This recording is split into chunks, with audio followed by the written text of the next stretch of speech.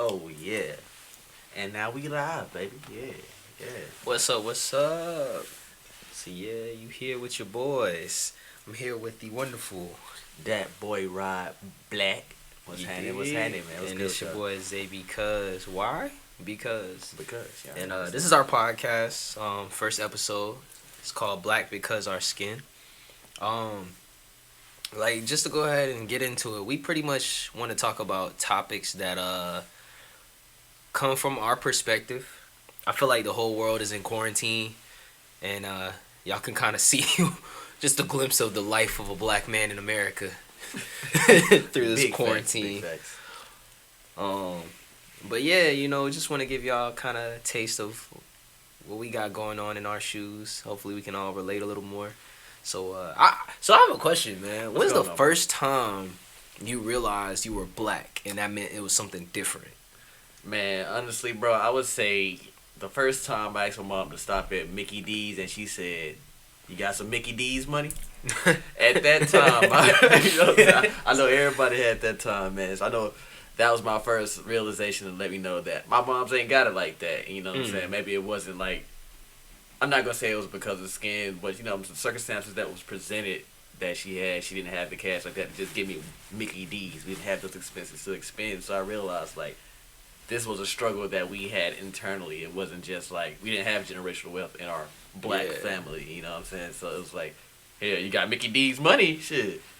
I mean, we can get it because I ain't got it. So it's let me know that, it was a underlining situation that was deeper than just, us not having it. Yeah, it was an environment. I think for me, because, like, my mom came from North Carolina. So it was like she had this certain thrive on education up there. It's like a very collegiate, environment. So when we came down here, her goal was, I need a job that's good enough that's gonna put my kids in private school, because that's what she saw around her, and she was trying to elevate. So, like, the beginning of my schooling, I was in a private school, and it wasn't really until I got to public school that I realized I was black.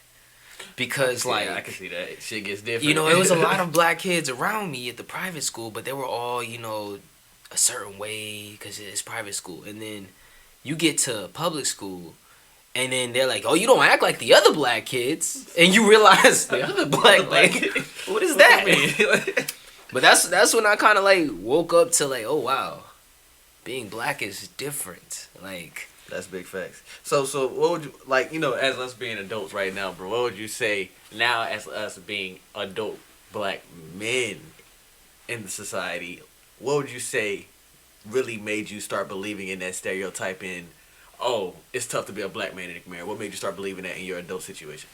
For me, honestly, I felt like it was this period of time I was I was in one of the classes where I was one of the only black kids, and it's I could not go under the radar. If I breathe wrong, they were looking at me, and I'm like, man, it's really hard out here just being different. At the time, I didn't even see it as being a black man. Right. I saw it as just being different.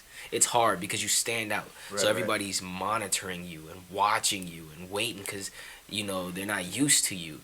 And I realized that this is what it is to be a black man in America, is to be different. No, I respect that, bro. I wholeheartedly agree with that too, man. Because it's to be different in America, I always felt isolated myself and different. But at the same time, with me being a mixed breed child, so I kind of got both sides of the world. You know what I'm saying? So it's I had the blacks who would be like, "Oh no, you way more privileged because you got lighter skin." I'm like, what the hell? You know what I'm saying? At the same time, it's then I would go to the white side, and it's "Oh, you're black," and it's so at the end of the day, I kind of consider myself as black, and then it's being an adult now, I realize I've noticed that in my normal day life, you know what I'm saying, I get looked at differently because of my government name, which we not disclosing, letting y'all know we not disclosing that. But with my government name, it sounds a little bit on the more white side. So when I go to specific job interviews and they hear my first name and they come out looking for this government name, they're not looking for me. You know what I'm saying? They see a young brother with beard, locks, and coming for this high-end position, and it's like a double take. This ain't Mr. Carlton, you know what I'm saying? This you? You know what I'm saying? Like, and they look at me differently, and I'm like, yeah, you know, but I still present myself to be able to get the job and present the requirements. But it still is like just that double take that they take when they hear that my look doesn't match my name. It's that and analysis. Like it's extra attention. Like you could even just walk into a store and it's like you feel extra attention being given to you the minute that you hit the store. Like, and the crazy thing is, I even feel what you mean as far as that whole black privilege thing. Cause like I'll be out with certain friends and they may have a darker complexion, and they'll feel like we get more attention than if it was me and some of my lighter complexion friends. Yep. And it's like I didn't think that meant something until a darker skinned friend brought it to my attention, and I was like, oh snap, like that's real. Like that is something that I was not aware of before that moment. Was like it is looked at that way. Right. And it's almost like it comes with this, the darker you are, the more it's misunderstood. Right. And so I think that's what we just as a people, because we're associated with this dark complexion. Black period is just seen associated as, with dark. you know. Yeah. And so I feel like it's so different to the world to come from darkness, you know. And I think that that's what it is that like a lot of the world don't even understand that we live physically where everybody is mentally. Like we all come from darkness. Right. You know? That is a big fact, bro. That's a big fact, bro. And you know, but you know what I'm saying? It's not always cut out to be negativities in this blackness, though. I'm not gonna say it's always. You know, so I live with this motto of be the light within your darkness. You know what I'm saying? Like, Yeah. you gotta always make something positive out of that negative situation. Like these statistics, they like to hold upon us. Like, you know what I'm saying? I see some people be like, "Oh shit, I'm not a statistic." That's a good thing to, like, you know, be able to brag about, you know, boast about, because it's like, hey, you know, this is what they choose and put us in this box. You know what I'm saying? This is what they have set for us.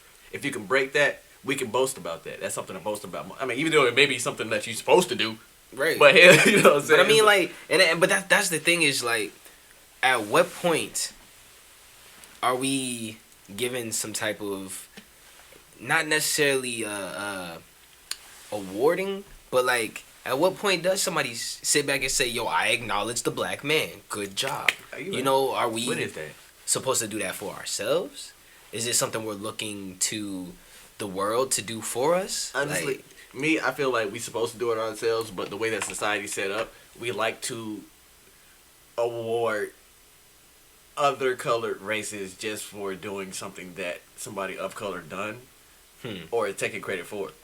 You know, they like to just take that credit, you know what I'm saying? So it's like, it's something that we're supposed to do, I feel like, normally as human beings, but with this race society and, you know, this race separation thing we got going on, we like to be like, oh, this person did it, and glorify it because of their skin color or complexion and shit like that. So they like to glorify things, but as humans, I feel like it's just normal shit. Like, if somebody give back, we shouldn't, oh, this person spent millions of dollars, he's supposed to give back as a human, right. you know, to the human race, not to this African American male gave back to this, well, this white man gave back to the NAAA. You know what I'm saying? It's what we're supposed to do. You know what I'm saying? So I feel like we're supposed to do these things, but with the way that society's set up, we're not allowed to. You know what I'm saying? So I'm not gonna say allowed to, but it's like, it's social norms that's associated with glorifying these things, and that's just something that society has put on our mental to, you know. Dude, I don't know, man. That shit's just crazy though to think about it, because I just feel like humans should just do humanly good things. You know right. What I'm saying? I feel like it shouldn't be like a black or white thing. It should be a moral compass, right? But Right. I feel like when you add different cultural backgrounds, it kind of gets divisive in how we go about adjusting that moral compass, because things like religion, race, ethnicity, just all of the, you know, differentiations of the world kind of dictates and doctrines the way we see that moral compass. But I feel like there really is a root of balance to the moral compass. Like, you don't have to always accept the other side of the coin, but understand that it's still there and it exists, and that, like, there's a balance. Understand it, man. But then again, I guess that's where perception comes in.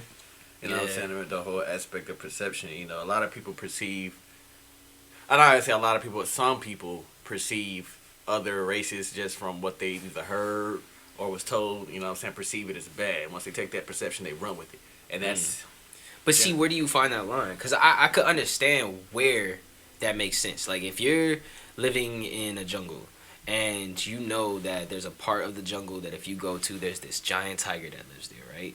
And the first person that went there, he got mauled by the tiger because he didn't know it was there. Of course, you know, somebody finds that body, they're going to go back to the village and be like, hey, yo, don't go to that part of the village. There's a tiger in there and he killing niggas. So it's like, to a certain degree, I get the whole, you know, passing down the traditions or the statistics or whatever, but at the same time, when do we as black people get a chance to change our narrative? You know what I'm saying? Because I feel like ours was written for us. Right. I don't know that we ever got to detail our own narrative. I feel like it starts within the generation, bro. Like, honestly, that's where it starts. Like I said, it's generationally passed down, man. So it's like, it all starts with a generation of, we're going to get back into the race thing, but it starts with a generation of blacks. For we to write our narrative, we have to begin to take control of our narrative. You know what I'm saying? And start recreating these statistics, remaking these statistics, making those negative statistics lower than what they say, what they've written out for us. Let them know that, no, this isn't how we live. You know what I'm saying? I feel like that's where we draw that line by writing and taking control of our own narrative and writing a new one. Because you can't rewrite something if you don't put the effort to start it. You know what I'm saying? It's like there's a lot of negativity in even the African American community within ourselves. You know what I'm saying? Like, we bash each other a lot. It starts within us. It starts within self. So I think another thing too, we could be more opportune on our reporting style. Like, we really could have our own media, because as of right now, we're always displayed in other mediums of media, and so we don't really get to dictate our narrative, because of course it's not being told from our perspective. Right? Yeah, so it's like, if we did have a black-owned network television that had news dedication, like, I think there was a period of time BET did that. I don't know if they stopped, but I don't even know, man. BET so lost in the wind right now. I don't know where they're at right now in this aspect of life. But to be able to have a better outlet, I think is something that we've always not quite capitalized on in our community. Is like, what is our outlet? You know, how do we deliver to ourselves? Again, you know what I'm saying? Like I said, in our community, we've been doing a lot of bashing of ourselves, and our outlet as a black community, it just so happens to be hip-hop. That's our outlet. But look at the messages that our hip-hop music is sending. Not saying that it's bad. I know somebody out there goddamn jigging that motherfucking bit. You know what I'm saying? But at the same time, not all the time I agree with these messages. I might, you know what I'm saying, play these songs, and like I said, it starts with self. And if I want to try to make a change, it starts within me to stop trying to, you know what I'm saying? You know, I'm not going to say promote this music, but because art is art. You know what I'm saying? Get that right. Art is art. I fuck with any artist making their music, whatever it is. Definitely. But, you know what I'm saying? The tongue is a powerful sword. Yeah. So it's like the message that you're delivering to these people, if you want to make a change within the community, our outlet is music. So if that's the only outlet that we have until we get to those, not social medias, but those media outlets, to those blog sites and African American owned blog sites and things like that, we have to present these positive messages through our music, bro. That's the only way. I feel like it starts within self. You know what I'm saying? That's the only way we're gonna grab that control, because I mean, we got a couple of artists that's doing it, and they're making a huge, you know what I'm saying, change. You know what I'm saying? You got people starting to awake, or starting to be woke. You know what I'm saying? That word that people like to use. I don't even like woke. I prefer awareness. Aware, you know what I'm saying? And that's all it is. You know, being woke is being aware. So it's like, it just starts within self, bro. And us as African Americans to take control of our own narrative, bro. Take control of our own story and start rewriting that. Whether that be through starting with music, you know what I'm saying? So it's so many ways we start, but yeah, we should definitely be more opportune to these opportunities to open up more media outlets and shit like that. Yeah. But it definitely starts within ourselves, and start with pushing, you know what I'm saying, pushing that message out by saying, hey, yeah, we rap, but we got brands. We do this. This is how we flip this bread to do this. Not just I went to the club, got a bag, flipped it, blew it on a couple bitches and scribbles. You know what I mean? Say, ain't nothing wrong with that. Hey, you know what I'm saying? Cause sometimes I feel it's like just understanding the because it's like, okay, the investment aspect. If you go to the strip club, not a lot of people know that there's a purpose. There's an art form in that. So it's like, it's not just going for the entertainment or getting to watch a girl shake her ass. Like, these guys Cause I've done the strip club circuit with music. Like I'll go with a team of guys and like they're going to push this song, and they're getting the song to the DJs. They may be seen throwing money, with the strippers, but it's really this aspect of like business. Exactly. Like I'm trying to push my product right now. So this is all an investment. I'm not just blowing money at the club. But we don't see that aspect of it, you know what I'm saying? All we see is, hey, we was at the club that night, you know what I'm saying? You threw money, you blew some bag, but at the same time, we didn't see the behind the scenes of you actually making that bag, or making that bag before you threw it. You went and securing your bag, hey, DJ, I need to do this, I'm being in the club for this many hours, I need this amount of bread, so my bank account sit like this. I want that all solidified, or even before you even got to the venue, that was solidified.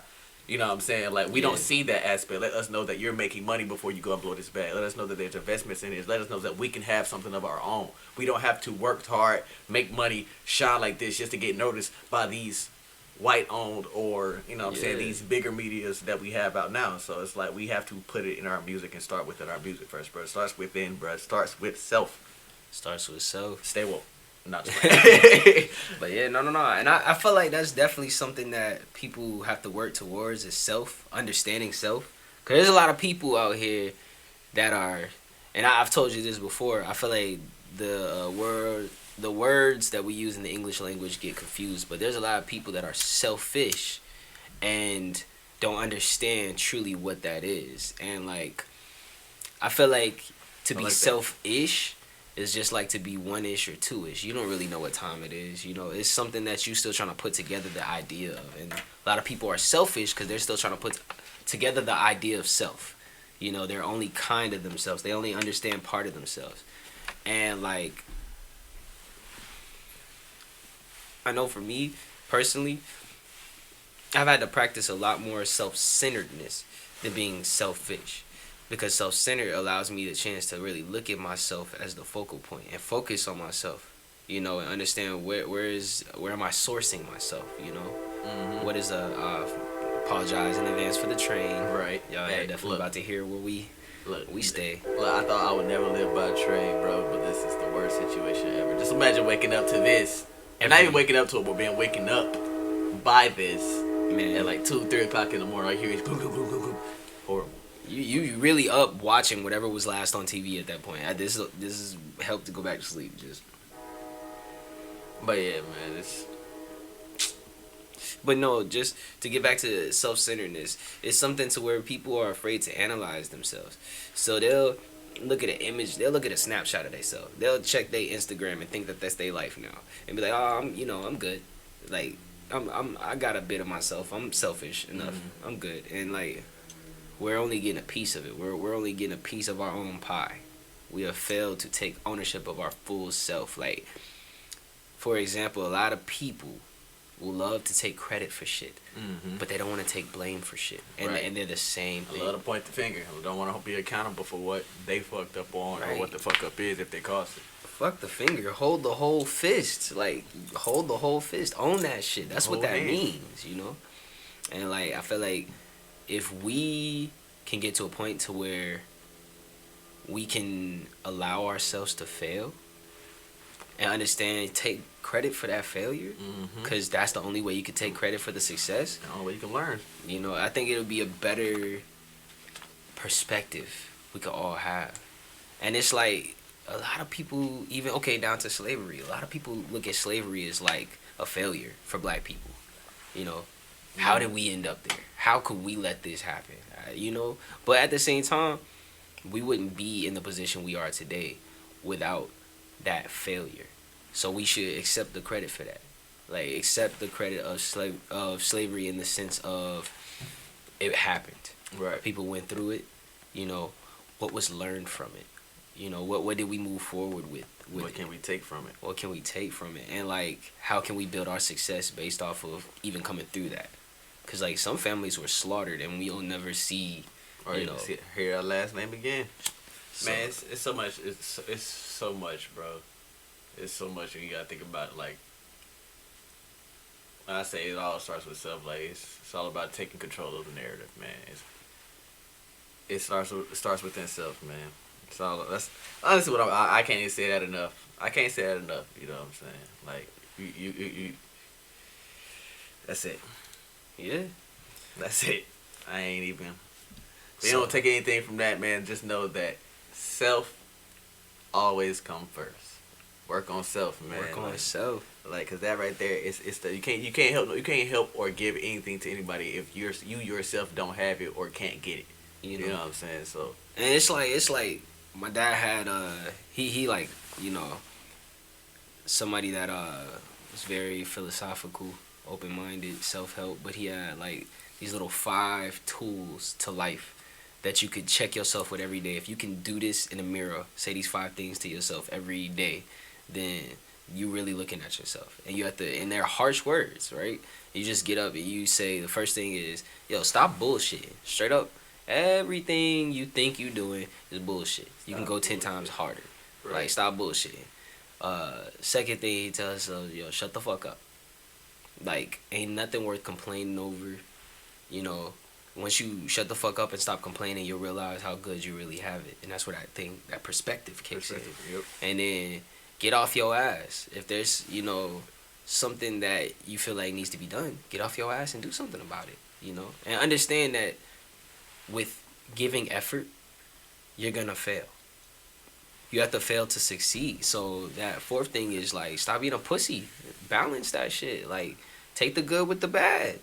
Yin and yang, man. You gotta take the dark with the light. You know?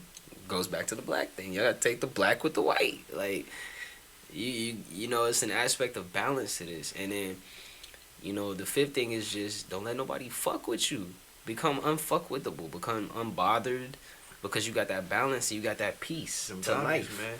You got the missing piece, which is peace. Having balance and understanding and acceptance. And, like, you know, that's a good way to work on self. Like, it's simple as going through the 5 stages of grief. Like, what is it? You go through denial, so that's the bullshit. You go through anger, so that's that whole complaining. You go through bargaining and manipulation, so as you got to get off your ass. You can't sit there and bargain your way. And, you know, you go through depression, so that's when you got to take the good with the bad, find that balance, and then you get to acceptance. That's facts. That's the biggest part right there, bro. That's the biggest part is acceptance. But, man, you know, to, like, trying to segue, man, acceptance. How you accepting this Rona, man? Man, it's nothing you can do but accept. Like, hey, there's things you can't control. This is, to me, a world reminder of you got to accept you can't control natural disaster. You cannot control. You can't control certain aspects of, like, what we think we can. Like, we always want to put our hands on something, but certain things, it's meant to be seen and not bothered. Right. You know, human beings struggle with doing our most natural thing, and that's just being. Letting shit be.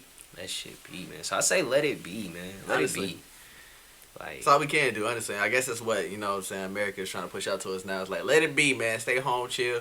We shutting shit down. We gonna let y'all see how it feels to be quarantined. Yeah, man. Like, if we gotta do it for you, if y'all can't do this normal aspect and listen and just stay home, then we gonna do it for you, bro. Like the Rona, I don't know shit about it. You know what I'm saying? I hope anybody who got it, hope you guys really have a fast and speedy recovery. But for real. You know, praying for all those out there with it. Yes. And the families who dealing with it. You know what I'm saying? But same aspect of thing, man. Sit your asses home. Sit your asses home. This Rona ain't no shit. It's for the play with, man. We ain't never been through no plague or whatever this shit is. You know what I'm saying? So it's like, we don't know what it is, bro. You know, we gotta accept it. The fact that, hey, we can't see it. We can't shoot it. We can't punch it. Just can't fuck with it. Stay at home. Accept it. Accept it, man. Just stay at home. Stay at home. Bro, because this is getting bad, bro.